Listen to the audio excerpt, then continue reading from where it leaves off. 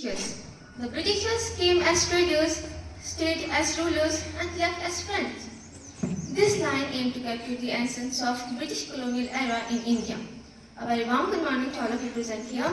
It's me Shwangarena from class 8B, and today I'm going to give a speech related to freedom fighters who gave their everything for our freedom. Let's start. Between 1st and 17th century, the India was estimated to have the largest economy of the medieval and ancient world.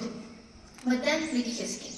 The East India Company began collecting taxes from India and then cleverly used that revenues as a resource to fund the purchases of Indian goods for British use. And that's how they looted 45 trillion from India. Do you know how many Indians were killed during the British colonization of India? Using census and government data, the estimated deaths caused by the British policies were between 160 to 165 million. That's a huge population.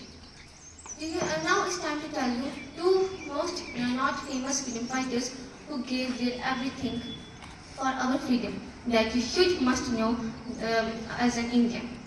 First, Matangi Hazra. Matangi Hazra played an integral role in the Quit India movement and non-cooperation movement. During a procession against the British, she was shot thrice, 3 times. But that did not stop her from continuing to march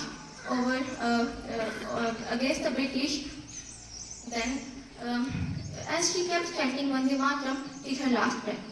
Second, Binoy, Badal and Dinesh. Binoy, Badal and Dinesh were 22, 18 and 19 respectively. These three disguised themselves in European outfits and entered in riot spirit. Their target was Inspector Police of N.S. Simpson, and they succeeded in killing their target. But they were outnumbered by the security guards. Then Binoy took a cyanide pill while other two shot themselves with a gun to avoid capture. And this was a part of an iconic attack. We know many famous freedom fighters like Mahatma Gandhi, Bhagat Singh, and many more. But many other thousands of freedom fighters who gave their everything for the independence of India are disappeared from the books of history. So now at last, I would like to end my speech with a short but motivational quote by Bhagat Singh. Freedom is not given, it's taken. Thank you.